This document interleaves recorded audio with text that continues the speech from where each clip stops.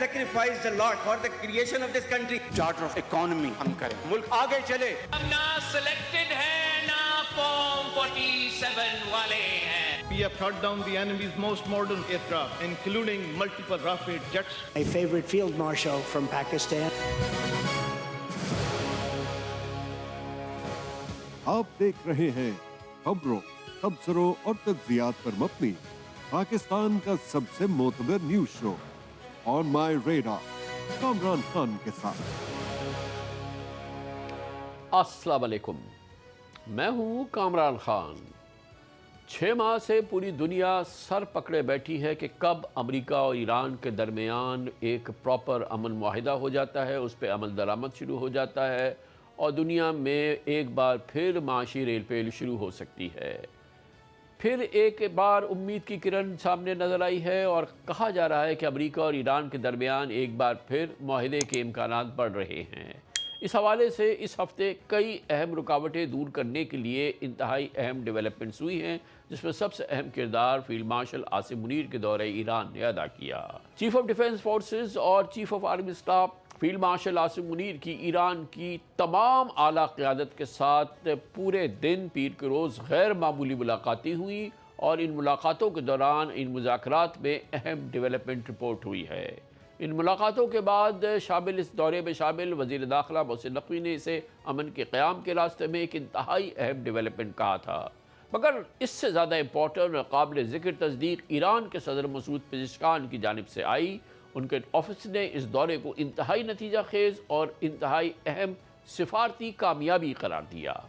अब अल अरबिया ने रिपोर्ट किया है कि इस दौरे में फील्ड मार्शल आसिम मुनीर की ईरानी supreme national security council secretary और रहबर आला के नुमाइंदे मोहसिन रिजाई से फैसला कुन मुलाकात हुई थी। फील्ड मार्शल ने बकौल अल अरबिया के ईरान पर जोर दिया कि वो हरमूज खोले और ईरान से मुंसलिक प्रॉक्सी ग्रुप्स के हमले रोकने के लिए इक़दाम करें। बदले में अमेरिका ने ईरान पर आयद मुआशी पाबंदियाँ और नेवल ब्लॉकेट ख़त्म करने की पेशकश की है। याद रहे कि ईरान पहुँचने से कबल फील्ड मार्शल आसिम मुनीर की प्रेसिडेंट ट्रंप से एक टेलीफोनिक कॉन्वर्सेशन रिपोर्ट हुई थी।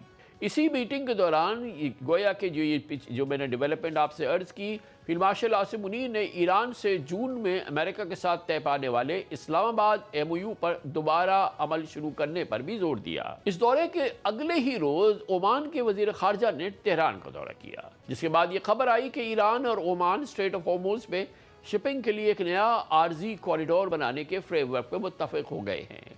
अगरचे इस फ्रेमवर्क की तफसीलात तय होना बाकी हैं, लेकिन इस खबर के आते ही ग्लोबल मार्केट में ऑयल प्राइसेस में मुसलसल चौथे दिन कमी देखी गई और ब्रेंट क्रूड $87 जबकि WTI $82 पर बैरल हो चुका है।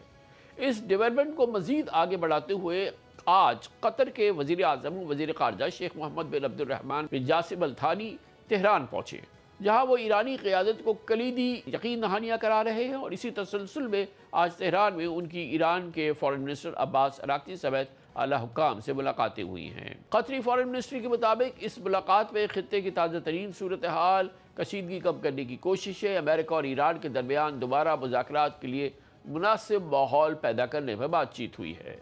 कतर और ईरान ने रीजनल सिक्योरिटी और स्टेबिलिटी के लिए टेंशन कम करने और मुज़ाकरात की राह हमवार करने की ज़रूरत पर भी इत्तफ़ाक़ किया। ईरानियन प्रेसिडेंट मसूद पेज़ेश्कान ने भी तेहरान में इस्लामी इत्तेहाद कॉन्फ्रेंस से खिताब किया है और उन्होंने कहा कि मुस्लिम ममालिक के दरमियान इत्तेहाद होना चाहिए।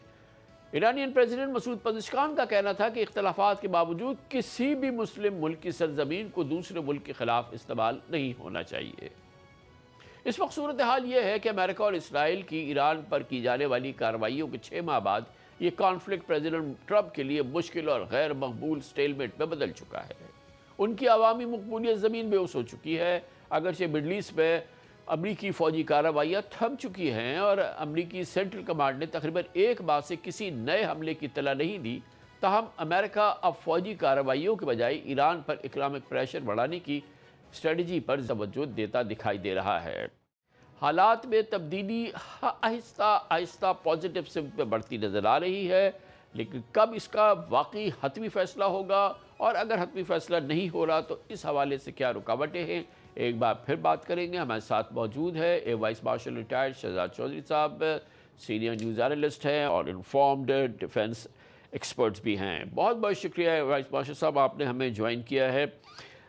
बज़ाहिर ऐसा लग रहा था कि ये लामुतनाही जंग है, ये पता नहीं न जाने कब तक चलेगी, और वो अभी भी बहरहाल कोई इस सिलसिले में कोई सॉलिड और बहुत ही कोई कॉन्क्रीट डेवलपमेंट नहीं हुई कि ये अब इस सिलसिले में कोई बहुत ही मेजर ब्रेक थ्रू होने वाला है। लेकिन फिर भी अब फिर ख़बरें आनी शुरू हुई है जिससे लग ये रहा है कि perhaps in the next several days कुछ ना कुछ मेजर पॉजिटिव कॉन्क्रीट डेवलपमेंट हो सकती है। आपको कुछ अंदाज़ा है इस हवाले से, आप क्या समझते हैं? कामरान साहब, जंग तो काफ़ी अरसा हुआ रुक चुकी। जैसे आपने खुद अर्ज़ किया कि सेंटकॉम ईरानी अफवाज भी खामोश हैं, इसराइली कदरे कम अज़ कम इस खत्ते की हद तक अब कोई एक्शन नहीं कर रहा। तो जब आप इस किस्म की सिचुएशन को देखते हैं तो आप देखते हैं तो फिर उसके बाद क्या इसमें रुकावट क्या है जिस चीज़ ने इस मामले को किसी जगह पे पहुंचने नहीं देती, किसी सोल्यूशन पे आने नहीं देती। अमेरिका के अंदर इसे अनईजी स्टेलमेट कहा जा रहा है। उसकी वजूहात उसके अपने अंदरूनी मामलात भी हो सकते हैं, लेकिन मामलात को अगर आप खोल के देखें तो आज भी सैंक्शंस का मामला वही है, आज भी ईरान की एसेट्स रिकवर होने हैं और जो उसको नहीं हो पा रहे, आज भी हुर्मुज़ खुलनी है और नहीं खुल पा रही या खोली नहीं जा रही। तो यानी ये तीन बड़े मामले, और चौथा सबसे बढ़ के जो मामला था वो ये था कि एनरिचमेंट का, कि ईरान फिर से दोबारा से एनरिचमेंट की तरफ नहीं जाएगा। ये मामला अपनी जगह पे आज भी कायम है। पहले दिन से जिस से मैं कह रहा हूँ कि इन सब का आपस में ताल्लुक है, बाहमी ताल्लुक है। अब जो आज आपने देखा कि कतरी वज़ीर ख़ारिजा और प्राइम मिनिस्टर पहुंचे, तो मोस्ट लाइकली और से पहले हमारे अपने फील्ड मार्शल वहाँ पे गए और इन्होंने फिर से उसको रिजुविनेट किया इस तमाम चीज़ को कि ये किसी ना किसी तरफ अब लगें, क्योंकि लोकल सियासत, लोकल ट्रेड, लोकल प्रॉब्लम्स बढ़ते जाएंगे अगर ईरान अपने मामलात को किस तरीके से सुलझाएगा नहीं, जिस तरीके से कि वो अपने आप को बंद गली में डाल चुका है। जिद और अना उस हद तक नहीं जानी चाहिए जहां पर आप अपना नुकसान करना शुरू कर दें। आपको सैंक्शन से रिलीफ चाहिए था, बहुत अहम था ईरान के लिए कि मेन स्ट्रीम में वापस आता। ईरान को अपने जो एसेट्स से उनकी रिकवरी चाहिए थी, लेकिन हुर्मुज़ पे जब आपने उसको बना लिया अपना एक अना का मसला, तो अब कोई ना कोई तरीका निकालना पड़ेगा कि हुर्मुज़ आहिस्ता आहिस्ता फिर से चलना शुरू हो जाए। तो मेरा अपना ख्याल ये है कि हुर्मुज़ अब चलना शुरू हो जाएगा, क्योंकि फील्ड मार्शल साहब गए हैं, कुछ एसेट्स अभी कतर और रिलीज कर देगा। ओमान और ईरान मिलके अपने मामलात को हुर्मुज़ के हिसाब से कोई रिजॉल्व कर लेंगे कि जाने का रास्ता ईरान की तरफ से, आने का ओमान की तरफ से, यानी कुछ ना कुछ जैसे कहते हैं कि फेस सेविंग ईरान के लिए क्रिएट हो रही है। अभी भी उसके बड़े मसले फिर अपनी जगह पे कायम है। सैंक्शंस कब हटेंगी, ईरान वापस कब आएगा मेन स्ट्रीम के अंदर दुनिया के साथ, कब जुड़ेगा, ये चीज़ें हैं, और उसके लोगों को रिलीफ मिलना कब शुरू होगा। तो मेरा अपना ख्याल ये है कि ईरान के लिए मामलात वहीं खड़े हैं। बेशक अमेरिका के लिए भी मुश्किलात हैं जिनका ताल्लुक अंदरूनी है, उसकी अपनी सियासत से और उसकी अपनी मईशत से।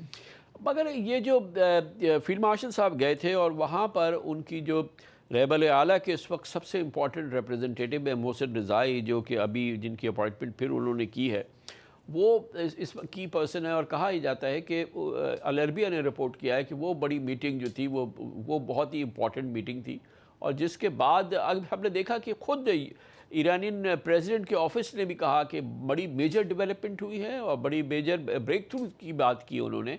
तो अब इस पूरे माहौल के अंदर आम तौर पे यही हम और आप और जो खैर और पूरी दुनिया के माहिरीन इस बात पे कहते हैं कि ईरान की इकानमी इस वक्त अगर शैटर्ड नहीं है तो बिल्कुल शैटर्ड के करीब ही है, और अब मामलात बहुत ज़्यादा ख़राब हो गए। एक्सचेंज रेट के मामलात हों, इन्फ्लेशन के मामलात हों, अनएम्प्लॉयमेंट के मामलात हों, 6 महीने से जंग चलने के मामलात हों, 47 ईयर्स से एक आइसोलेशन के मामलात हों, सैंक्शंस के मामलात हों।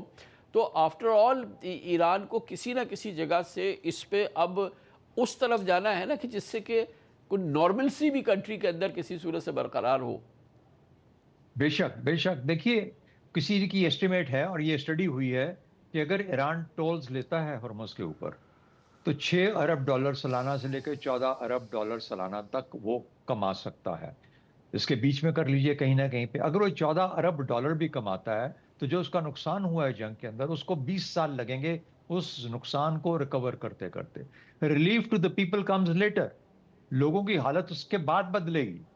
तो हम बेशक इसके ऊपर तो बहुत ज्यादा ईरान को शाबाश दे सकते हैं कि उसने बहुत खूब लड़ा, एक सुपर पावर के खिलाफ खड़ा रहा, उसने बहुत अच्छा लड़ा, लेकिन at the end of the day फिर सुबह अगली सुबह को जाके फिर उसको अपनी ज़िंदगी को नॉर्मलाइज करना है और अपनी ज़िंदगी को लेके चलना है। तो जिस तरीके से मैंने पहले आपसे अर्ज़ की कि बहरहाल में कतरियों का वहाँ पे पहुँचना, उससे एक दिन पहले जबकि ओमानी भी आए उनके बीच में और फील्ड मार्शल की मौजूदगी में ये मामला तय हुए। फील्ड मार्शल साहब गए, उनको राज़ी किया, उनको समझाया कि ये आपके लिए बेहतर है, और फिर कतरियों का आना। अब देखिए यहाँ पे कहीं ना कहीं पे आके जो ईरान का अपना जो स्ट्रक्चर है डिसीजन मेकिंग का, उसको भी फाल नजर आना चाहिए। कभी मोहसिन रज़ाई साहब बहुत इंपॉर्टेंट हो जाते हैं, कभी पज़ेश्कियान साहब इंपॉर्टेंट हो जाते हैं, और कभी उनके जो बड़े लीडर हैं वो उनकी जब तक अप्रूवल नहीं हो पाता।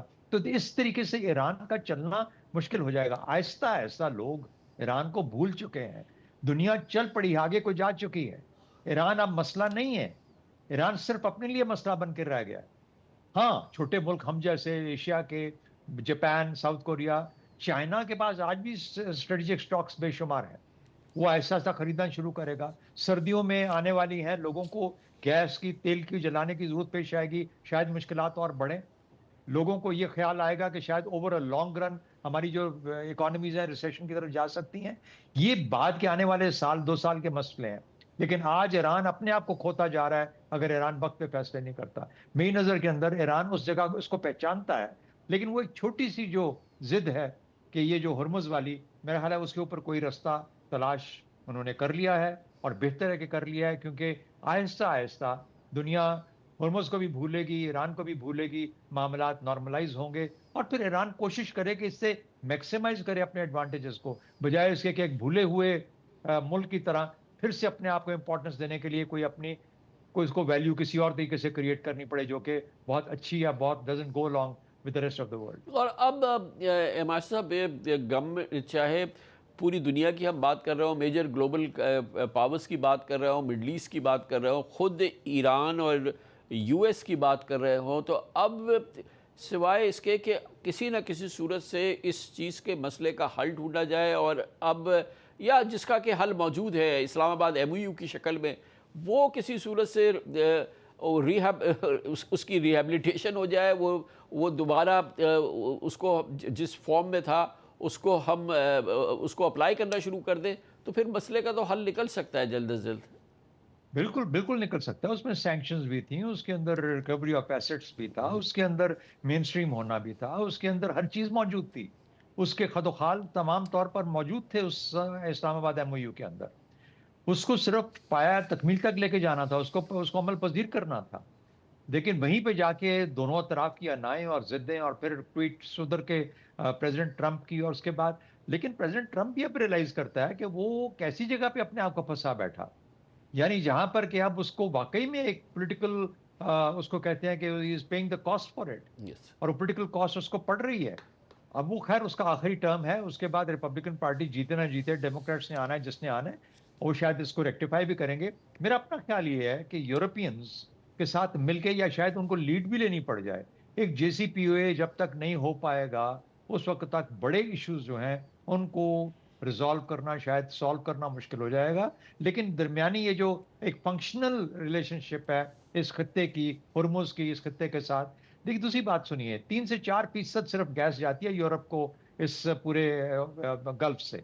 कुछ ममालिक हैं किसी की 25% है, किसी की 20% है जो कतर से गैस इंपोर्ट करता है, LNG की बात करो। बाकी 70% गैस यूरोप की अमेरिका से जाती है।